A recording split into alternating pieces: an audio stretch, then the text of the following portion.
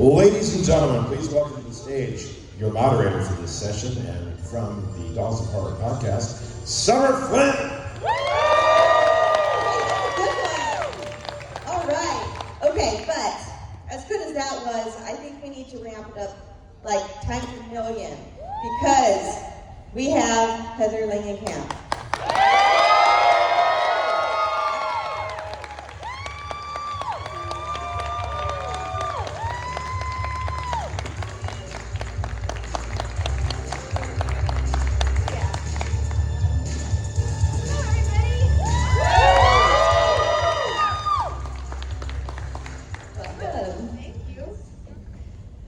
Hello. So how has the convention treated you so far? Very well. Good. It's only, what time is it, 2 o'clock? 1:50. Oh yeah, I've been very busy. Thank you so much, I really appreciate it. Awesome. Well, obviously, we have a lot of nightmare fans, and I'm no different, but there are a few things that I want to talk to you that are not nightmare related about, okay? Okay, I've talked to you about this before, and I even gave you a picture once. Tanya and Nancy. Yes. Yes, so you want to know about it? Yeah, your experience How making did I- it, everything? or your experience making it, and you stood on ice skates. Did you do any skating? Interesting questions. So I was doing Nightmare on Elm Street, Wes Craven's New Nightmare, the 7th one, when the whole Olympic scandal with Tanya and Nancy happened. So that would have been the Winter Olympics, and probably it was November of '94, maybe. Actually, When was the Winter Olympics? it's supposed to be like February, so the event actually happened. I was a figure skater. Oh, you were a figure So skater. we talked about this. So I was obsessed, but it happened in January, and that movie got pushed out in April, so it was made very, Yeah, so very fast. exactly. So they were making the movie extremely quickly, and Marianne, our producer, said, "Heather, you look so much like Nancy Kerrigan." And I'm like, "I do?" She's like, "You look just like her. Look at this." And she brought a newspaper that had Nancy's face on it, and I said, "Wow, you're right. Gosh, I do kind of look like her." And she's like, "I'm calling the producer, telling him you have to come in to audition for that part." So we found out who was producing it, and we called the casting director actually, and she said, "Okay, come on in." And I went in with my hair pulled tight back in one of those Nancy Kerrigan ponytails, and she's like, "Wow, you really do look like her." So I got the part pretty easily, and I didn't even think that I would have to ice skate that much, but I did have to go to training.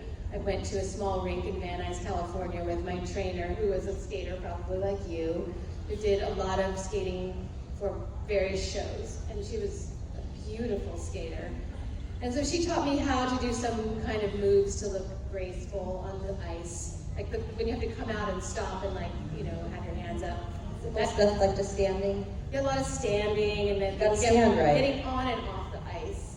That was important, and just being relaxed enough so that you look natural. So luckily I had taken ice skating lessons when I was little, so I wasn't scared of the ice, but I fell several times and I think cracked my head open because I can still have no memory now of some of the things that happened, because ice skating is brutal. It's really one of the most brutal sports that you can be part of, because you have to look so elegant and feminine, right? You have to look very feminine, but it's You have to actually look perfect. You have to look perfect, and yet you are falling. And my own trainer, she was just covered in bruises, and she was a professional. So, and she, taught me a lot about being a skater. And so we shot in the course of about a week, and they just made that movie right for television. It went out, like you said, in 2 months. Yeah, they made it and pushed it out quick. I mean, they just had a guy on a camera shooting a movie. It was literally how they do movies now, but back then it was considered very, very fast. Yeah, and I love the pseudo-documentary style. Yes. Also, I'm sure that helped in speeding I things mean, up. I think it's a pretty great little movie. It is a great little movie, and I was actually talking to Bill Mosley about this last night, because he asked me if I had seen I, Tonya, and I said, yes. He's like, did you like it?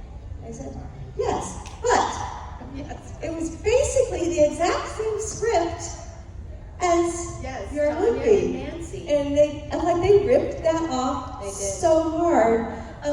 and they embellished some things, and obviously the skating was better, and the technology was better. Yeah. But like they ripped that out so hard. It was the same script. It was, well, one of the things they did, okay, we won't stop talking about ice skating, but so they had, we had a big rink that we worked in, and they put us on a kind of a sled, and they would pull us around with, I don't know whether it was like a Zamboni, but anyway, so we would pretend like we were skating while we're just basically standing on a wooden sled that would be pulled around the ice. So that's why a lot of the shots where the background's moving is how we did that. So, you know, it was hard. There were a lot of falls. And I did cry one time because I hurt my head. But it was amazing. It was worth it. I may or may not own it on DVD. Really? Yeah, just saying. Nice. Yes, part of my childhood, you know. Okay, so we put the call out to the Dolls of Horror listeners for those who couldn't be here if they had any questions for you. And we got one or two. So Robin would love to know about your experience on working with Mike Flanagan on Midnight Club. Oh, yes. Well, this is something that my latest piece of work is Dr. Georgina Stanton. I play a woman who runs a hospice for terminal, young people with terminal cancer. And so Mike Flanagan, his casting agent, called me one day and said, you know, we'd like Heather to audition for a part. And in my mind, I'm thinking, okay, 1 week, like a little small part, because that's, unfortunately, a lot of offers I get are just for very small cameo type roles. And I could only hope that, you know, I'd be asked to do a big part for him. And so when I got the script and it was, you know, a character that goes through the whole 10 episodes, I was just thrilled. And Mike Flanagan is a big fan of horror, obviously, and loves Nancy. So I was able to work for him, and he's just a great guy, and he's kind, and he has very strong ideas of what he wants to do, which is always wonderful to work for someone like that. And so we worked on her character, and then as a bonus, you know, I got to be the devil, I got to play a detective, I got to play all these other characters in the show. And if no one knows the premise of the show, the beginning and the end of the show are usually about the kids living in the hospice, and the hospice is this giant, scary mansion. But at midnight, they sneak out of their rooms to tell scary stories, which all are based on Christopher Pike novels. So Mike Flanagan has, you know, bought the rights to most all of Christopher Pike's work, and we only got to shoot like maybe 4 or 5 of them in the course of our 10-episode show. So I'm really wanting him to figure out how to get those other Christopher Pike novels back on the screen, because they're really good stories to shoot. And if you were a kid of the 90s, you probably read the Christopher Pike books. Yes, I was Christopher Pike and R.L. Stein's Fear Street, and honestly I still do, because I don't have time to invest 6 months into a 1,000-page Stephen King novel as much as I love them. But reading a Fear Street book is like watching an hour-and-a-half movie. Yeah. Right? Kind of with them, and yeah. And they would all. But also, I mean, the Midnight Club books have some Yeah. very serious themes, and I think kids who read them feel like they're kind of getting a glimpse into a more mature, a different kind of emotional world than R.L. Stein books, I think. I don't know. Well, yeah, different levels. A little yeah, there's also little levels. Yeah, different levels. I was on like the teen level. Yeah. You know, but it's absolutely true. Yeah, the young adult novels of the late 80s, early 90s are really something special. Yeah, and they're intense, and, Yeah. and our show is very intense in some parts, and we do deal with death. We're one of the best actors in our show, Ruth Codd. Unfortunately, she's the first character to die, and I think when Netflix was like, "You're killing her off," like after they saw like what an amazing actor she is, yeah, she was phenomenal. Working with all those young people was very inspiring. I have to read this one because it made me laugh out loud how he phrased it. Clark wants to know, he phrased it like this: you know there is a desire from people to see Nancy go against Freddy again. Do you feel like you are done with the character, or would you be willing to play Nancy one last time? Ooh. Of course I would play Nancy again, because I played her as a teenager, and I played her and a woman in, you know, my mid-20s. I played her when I was 30, and now I really feel like, you know, 30 years later, it would be really fun to play her again. And there's so many great stories I can imagine. Just, every day I think of a new way that Nancy and Freddie could meet and battle. I think of it all the time. That should be the new Netflix series. I'm just saying. One a different kind every week. Yeah. That'd be great, right? Yeah. Okay, audience questions. Raise those hands. Right there, sir. What was it like working with Wes Craven? What was he like as a director? Just a person on set, that kind of stuff. Well, when I first met him, I kind of confused him for like the accountant. I mean, he just didn't look like a director like you imagine. He wasn't wearing cool clothes. He, was wearing a tie. He was wearing a button-down shirt and probably khakis. And he just looked like somebody, who's not filled with this crazy imagination. He looked very plain and, not boring, but just very straight. And when I got to know him, I mean, he was very twisted. He had, as a lot of people, I think he was raised in a pretty repressive atmosphere. So he had to expand his own internal world. And all of the ideas that came out of Wes Craven, I think, were probably helped because he wasn't able to express himself as he wanted to as a young person. And only when he became an adult was he able to actually go see films, was he able to have freedom, was he able to, live in an artistic life that he wanted to express. So once I got to know him, he was very witty. His humor was so fast. Like if you said something, he would have a comeback right away. And I always found that really intimidating. I mean, he was intimidating. He was very smart. He, knew what he wanted. He, over my lifetime, he had a lot more power at the end of his career than he did at the beginning. So in the beginning, there was a lot more jokes and a lot more people, kind of screwing around and ribbing each other. And as he got, more confident and more successful, he became kind of a statesman. He became kind of a more, I think people were in awe of him a lot more. And I don't know if he loved that, but certainly I noticed the way people around him acted differently over those 30 years that I knew him. My husband got to work with him on Surfing in the Rainbow, and they had a really different relationship because they were like partying every night, and it was like really wild. They were in Haiti and they were in the Dominican Republic. And when you're on location in a faraway country, people get to know each other really, really well. And then even my husband's father, Lance Anderson, they would socialize with Wes. So I have heard stories about Wes from all different kinds of people my whole life, and so I feel so lucky to have known him. And now I'm friends with his daughter. I know his son, and it kind of feels like an uncle or someone that you would just get to know very well over your life. That's really cool. Thank you. Now, speaking of your husband, you also work in the effects world with them, Yes. right? I don't know, how do you love that? Is that amazing? Well, It's so different from being in front it's of camera. amazing. So, but I don't love it like I love acting. I am able to do some really fun things and help my husband design some really amazing things. And in fact, seeing Jodelle over there, what is her last name? I don't know how to pronounce it. Anyway, she played one of the Buckner children in Cabin in the Woods, and she wore zombie makeup, and they come out of the ground, and she's the zombie, and at the end of the movie Cabin in the Woods, she comes out and kills, I won't give the ending away, but anyway, she is sitting next to me, and it was just incredible. She's already grown up, and she was a young, maybe she was 11 or 12 when she did that movie.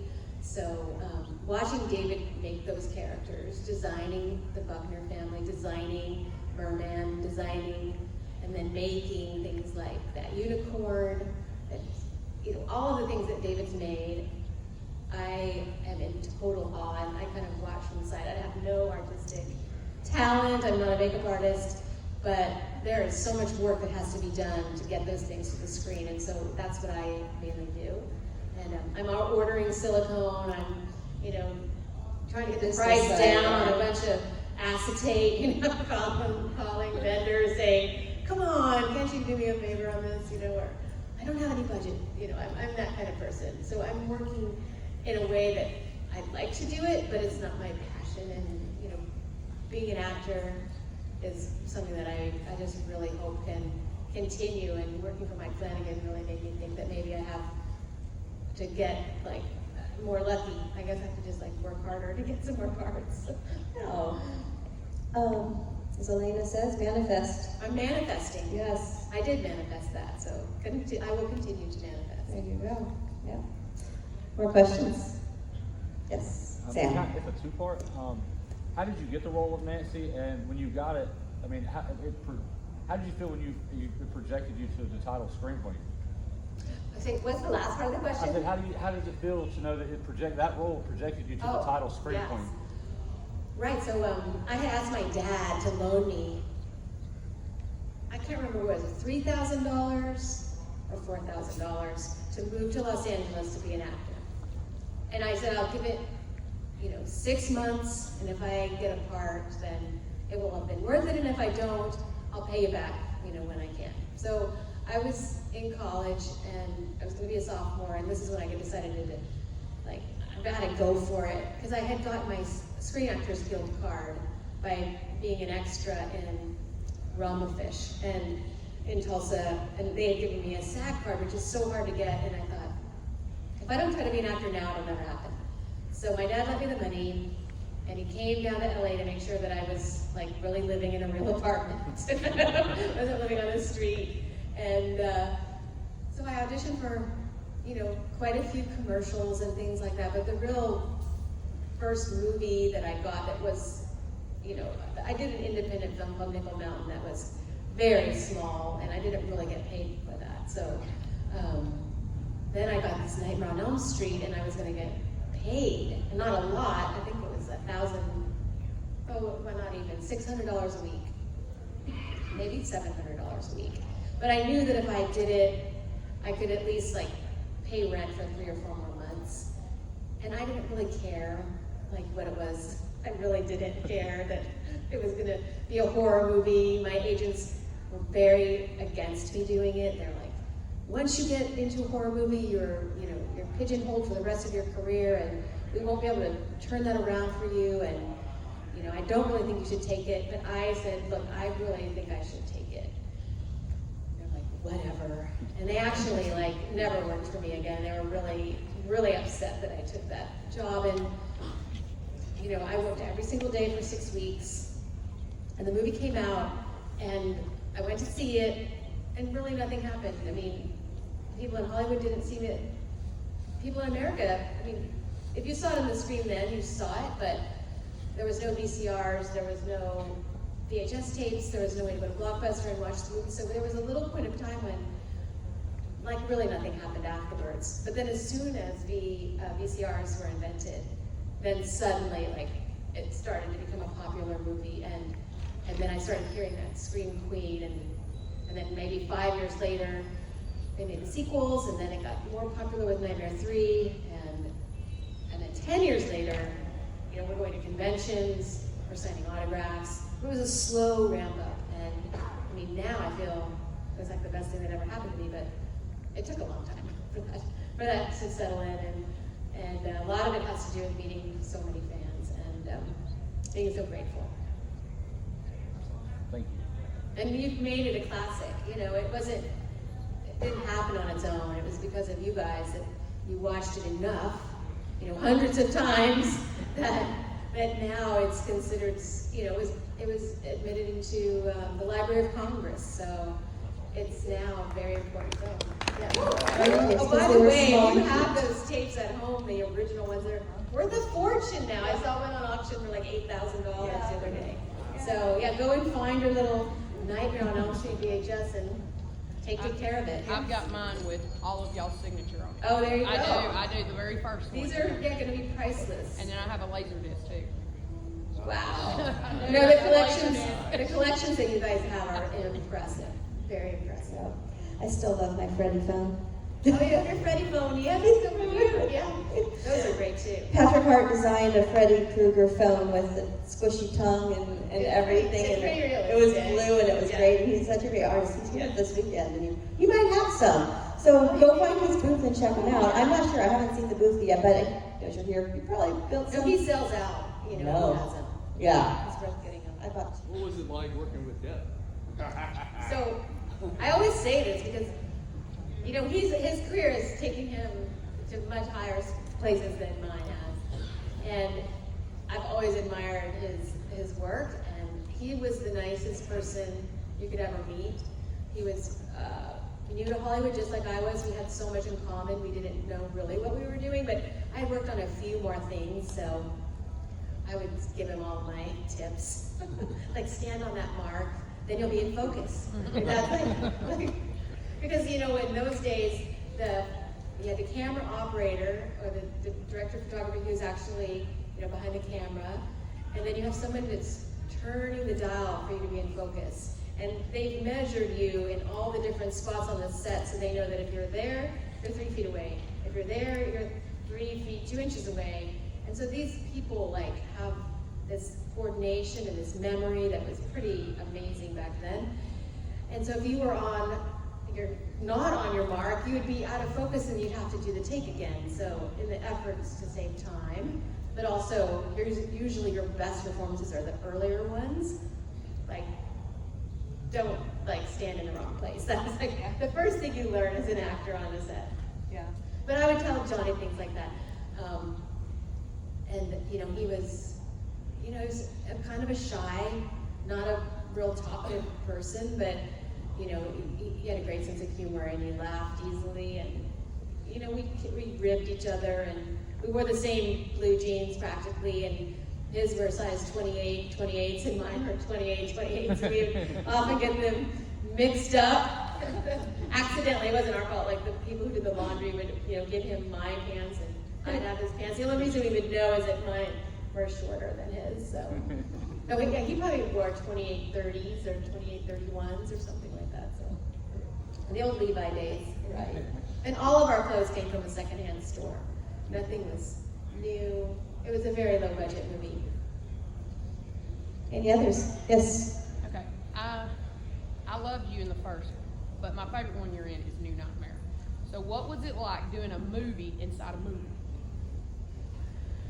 Well, I love that idea of a movie inside of a movie. And so when the opening scene is, if you'll notice, I'm looking so glamorous, like my hair looks so great, and like that's the shooting of the movie. And so we decided to make it like a very high budget Hollywood film where I would just, like, no one ever looks bad in those movies. And so, and my pajamas were very elegant, and it was, you know, it was this idea that Wes Craven was making like this really high budget movie, which he never got to do that until he started doing screens. And then when we got back to the real life, you know, you had to adjust your character so that, you know, this is Heather in her normal life, which, no, that was not my normal life either. It was very glamorous on top of that too, and very, you know, very, very stylized. So, I mean, we were constantly shifting our attitudes because we had to say, okay, this is Heather at home. Okay, this is Heather in her dream. This is Heather scared, you know, with her son in the hospital. And I felt like there were so many different Heathers that I had to play. And, I mean, they're all a little bit like me, but none of them are 100% like me. And it was very challenging to, like, figure out, like, oh, I'm here now, I'm there now. And you're never shooting in order either. So it was a big, you know, every day Wes and I would talk about, like, okay, where have I been? What am I doing? Where am I going next? And he had it all totally dialed in, and I was often, you know, grasping at straws, like, where am I today? Am this a real dream? Where, you know, where's Dylan? You've done amazing. Thank you. It was really fun. It was a liked really, really challenging. It was such a job. different kind of horror movie that you've seen. So. Yeah. And again, we didn't know if it was going to be, like, if anybody would like it because it was so unique, and no one had meta, you know, that word wasn't really around. And so we thought, will people accept it? Will people accept that Heather is playing herself and Nancy at the same time? So.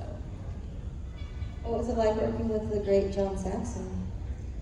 He is great. He was a great, great man. He had lived through Hollywood in the old olden style of movie making, and had worked with all the greatest actors and had such great stories. But he was very intimidating when I first met him because he's a tough guy, you know. I didn't know anything about him except that, you know, he's like a black belt 10 times over, and he doesn't smile a lot. He's not a real smiley guy. And he always had to play such a stern father that I kind of absorbed that, and I'm like, oh, he doesn't like me, you know. But then as we got to know each other over the 3 movies, I mean, boy, he's just such a kind-hearted man. And he has a son and a family that he loves so much, and you know, you just get to know people, and then you get to really see who they are. And I miss him. He was a real treasure, a really nice person. It's probably why the Wes Craven, John Saxon is my favorite, because he wasn't like the stern dad. Yeah, exactly. Yeah, and then I'm confiding in him, and he's helping me. And I'm glad that Wes made that turn. You know, it's so brilliant to see John Saxon as a new kind of guy too. And I love that, you know, could have been Yeah. for forever, Blood Beach. Yes. You know? But no. Yeah, if you went on Genius. a John Saxon movie marathon, I mean, he played Black Christmas? well, and back in those days, like a person like him, he had like a more olive complexion. Yes.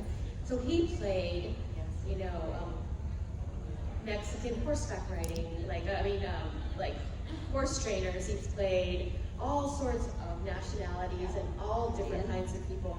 His roles were always very different, and I think he loved that about his career. But nowadays, you know, now they wouldn't probably have him play those characters.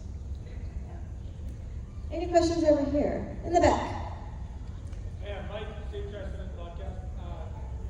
For you, like on set, could you describe a little bit, like maybe an allegory or a time in life, like, because the common theme in horror is just those intense scenes, those murder scenes. Right. How was it as an actress or an actor on those days when you guys had to film that intense? The intensity. Yeah. Oh, that is such a good question. Let me think of one, for example. Oh, well, so especially Nightmare 7. Well, I mean, Nightmare 1 too. Nightmare 1, it was intense every day. I mean, every day there was only 20 days of shooting, as I recall, or 22. It was so every day was just packed with these really intense scenes. And like finding Tina, I mean, like realizing that Tina's been killed, for example. So on Nightmare 1, we would all be joking and laughing around, and Robert would be like cutting us all up, and then be like, action, and then we're like, you know, we're having to get really serious. Because we didn't really know what to do. We were so young, and we would just do our best. But by the time I did Nightmare 7, I felt like there was so much more weight, like, to making these scenes really intense. And so, and as an actor, I'd probably evolved a little bit more to realize that I had to really prepare, you know, emotionally to get to the point I wanted to get to. And sometimes I'm successful, and sometimes I wasn't as successful as I wanted to be.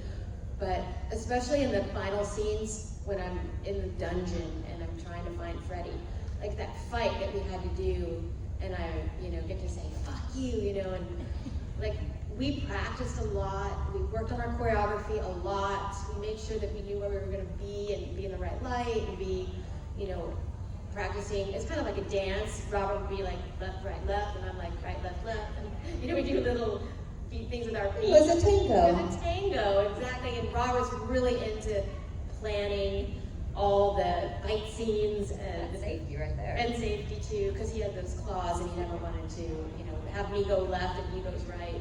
Ouch.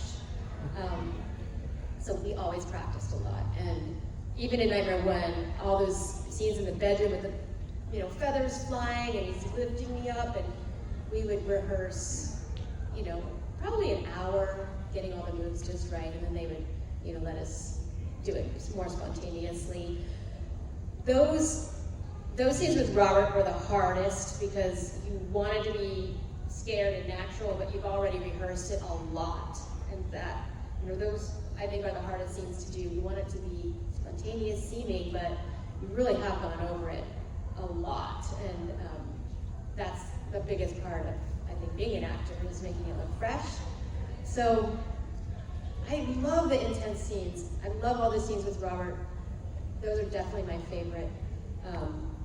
And the very technical scenes, like in the bathtub, those were always really fun. But when Wes says, action, you just had to like send it all away. Like everything that you had learned, everything that you had practiced, everything that you wanted to do, you just had to let it go and just hope that what was going to come out of you was right and not think about it. Because the minute you start thinking, you look like you're thinking, and you can tell when actors are thinking on screen, and I hate it, but I know how hard it is to do that, and you want it to just look like it's a regular day, so that's the hardest part. Saw another one over here somewhere, right there. You! Okay, we have both of you. Yeah, let's do both. Yeah, ask a quick question. You were one of the original Final Girls. Why did they need you in 3? That didn't make any sense. Why they kill me in 3? Yeah, well, because Wes Craven does not care. Like he didn't buy into any of that. Nope. He didn't look at the outside world and say, oh, they're calling Heather a final girl, therefore I cannot kill her. He was thinking about a story that his imagination envisioned, and in the old, in the literature that you would examine that would be closest to, Freddie versus Nancy stories, if Nancy dies, then she's actually elevated in your caring about her. She's elevated as a hero, she's elevated into this new place. And I do think that it succeeded in some ways, because if Nancy had lived, it might have been like, oh, they're just waiting for another sequel, here we go. It's gonna be Freddie and Nancy again next time. And when she died, everyone was shocked. And people tell me that they cried, like they couldn't believe that this character was gonna sacrifice herself for the young, the younger kids, And whenever anybody sacrifices themselves, and they actually become a different kind of character. And I think he wanted her to be that. Now, I think once he finished, killing me off, then he was tortured for several years thinking, oh my gosh, how can I bring her back?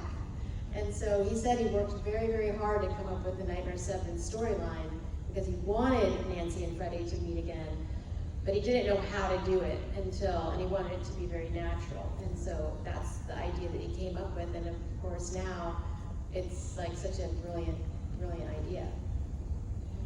So he didn't take the easy way out, and that's why I think we respect him so much. Next one? Yeah.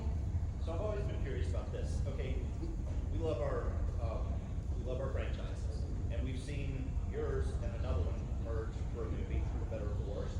But the question is, what if an actor, not Heather Langenkamp, maybe Langenkamp, was to get an opportunity, because there's only so much time in our lives and your life, Right. to be in another franchise. Hey, this one stalled out. But Yeah. This one's starting up again. We want you to be the final girl in that. What do you say? Is that hard? You know what, I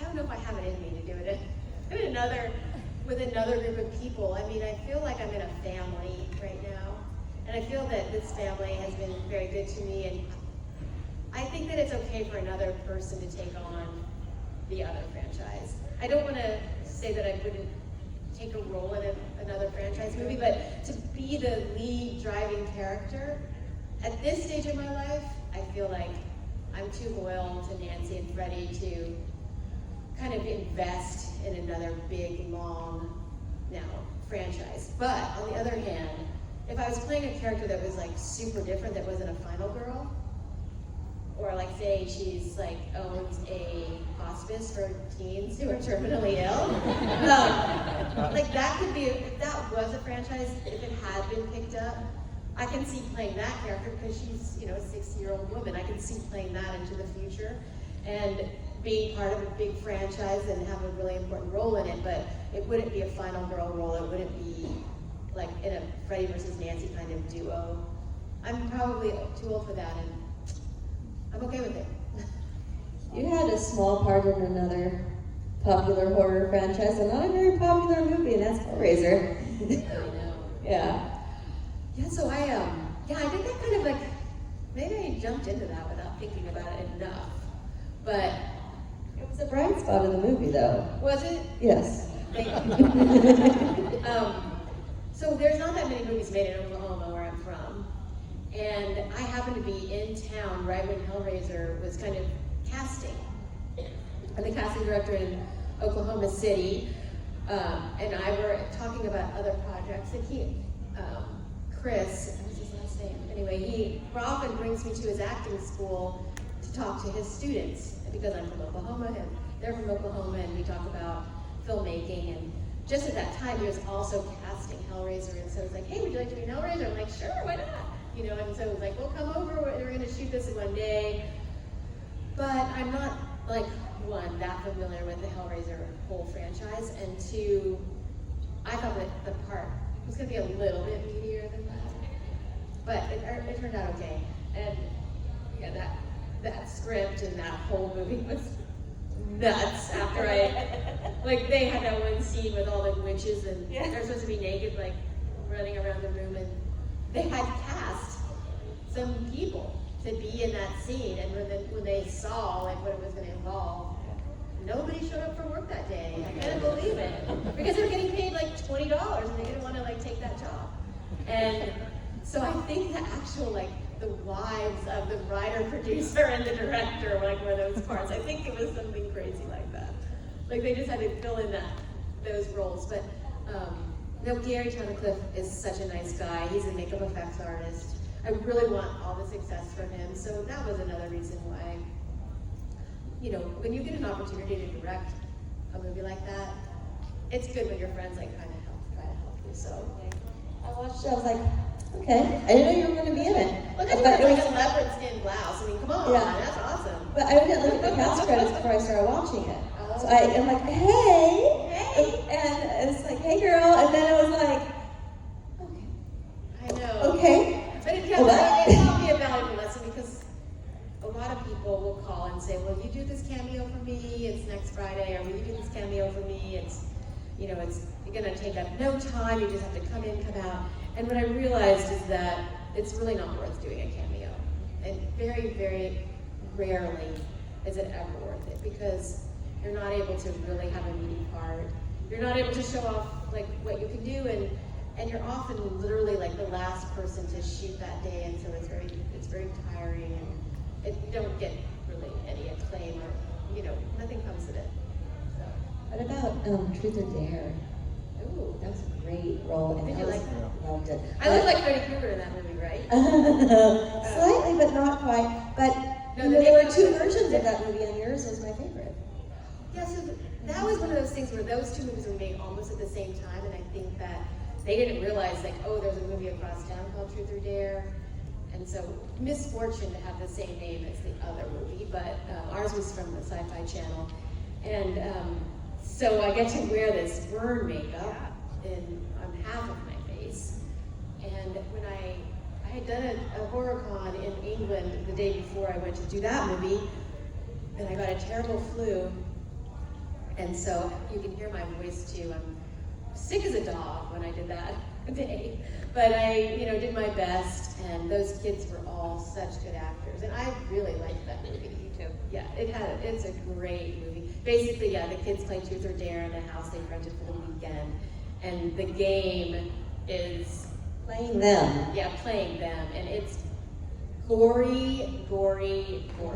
But amazing gore. Really good gore. Really good gore. Yeah. Looked mostly practical. I'm not And sure another what it was. weird ending that's like, Oh, yeah, very controversial. yeah. Anyway, I saw that on a recommendation about 4 years ago, and I Oh, fell in thank love. you. I fell in love with Yeah, it's it. kind of like out of the way. You have to Yeah, really look and at then it. I bought it on DVD. I loved it so much. It was so interesting and good, and the whole cast. And I've always loved Cassie Skirbo. You know, Yeah. just, everyone was just wonderful. Thank you. The effects were great. The script was solid. You know, so That's- check out Truth or Dare if you have it. Yeah, the sci-fi one that has Heather Langenkamp in it. Yeah, that's the only one. Okay, do we have any more audience questions? So let's go right there. There's Scott, my buddy. How are you? Star of I Am Nancy. Oh. You'll get to see Scott if you buy my DVD. So I have a question about Nightmare 3. When I saw it the first time in the theater, the scene that really blew me away was when Kristen brings Nancy into her dream and Nancy falls through the chair. And it might seem simple today, but how was that filmed and put together with you coming through the...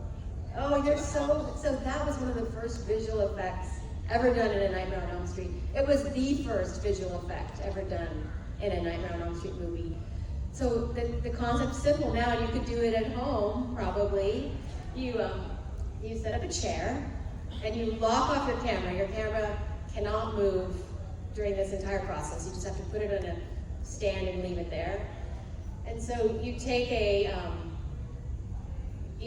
video of me falling into the chair, but I just stop in the chair, right? Nothing happens. And then you keep you mark my feet very carefully as well. And then you take the chair away and you put a mattress down, and then you have me fall back into a mattress. And then you marry those two shots and you dial them in so that as soon as my butt hits the chair, you've already gone into the disappearing part of me. And then you have to do, I think, a shot of just the chair. So you have 3 shots and so we spent all day long probably doing that. And you could probably do it yourself in about an hour. These days with all the sophisticated cameras and everything, editing software that we all have. So super fun. Try it. Try it at home. I remember we interviewed Nick Strawn a couple years ago, Yes. and he talked about that effect as well. Yes.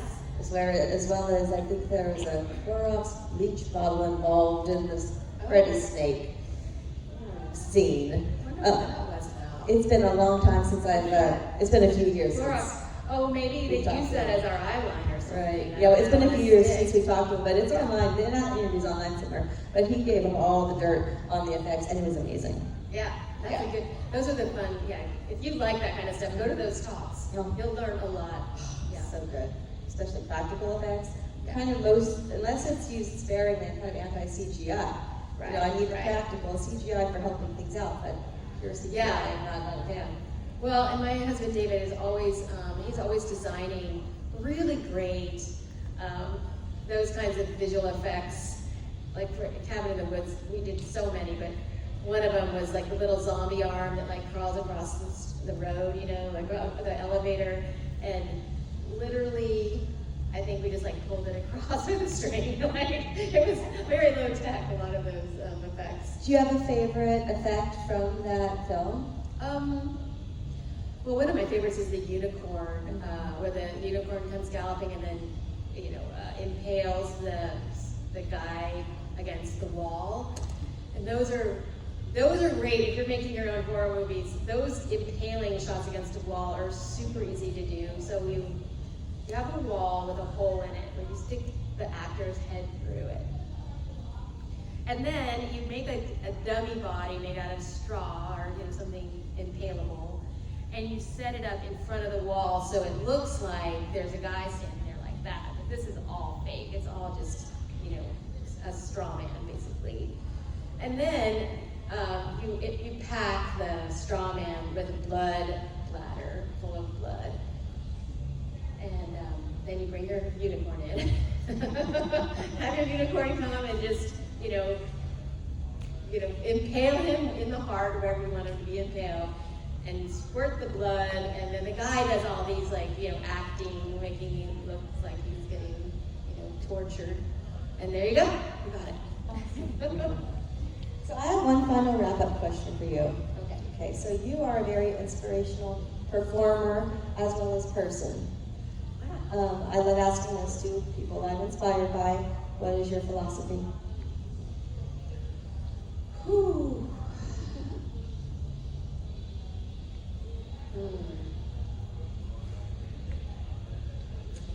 Wow. Okay, you want my Take your time. You want my really depressing role? No. My philosophy actually is go after what you want to do. You might not be successful, but you just need to go after it. And once you've tried, you're just so much better off for it. And you can also sometimes change your path along the way. So I really wanted to try to be an actor. I really did try, and I was lucky that it panned out. But later in my career, it wasn't panning out, and I wasn't getting a lot of jobs, and so I said, well, I want to have a family, and so I went after that, and I had my kids, and they grew up and went to college, and then you go along the way, and things inspire you, and it inspired me to help my husband in his business, and I went and did that, and I always feel like what's going to make you happy at that moment, and like kind of about manifesting, it's kind of similar to that. But worry about yourself, worry about what you want to do. Don't worry so much about what other people are doing. And we only have this one life. But I also kind of believe like we might have other lives coming up, and we probably had other lives behind us. So the whole range of experience is probably available to us. So just pick something. Pick something. That's my philosophy. Beautiful. Pick something. Thank you very much, Heather.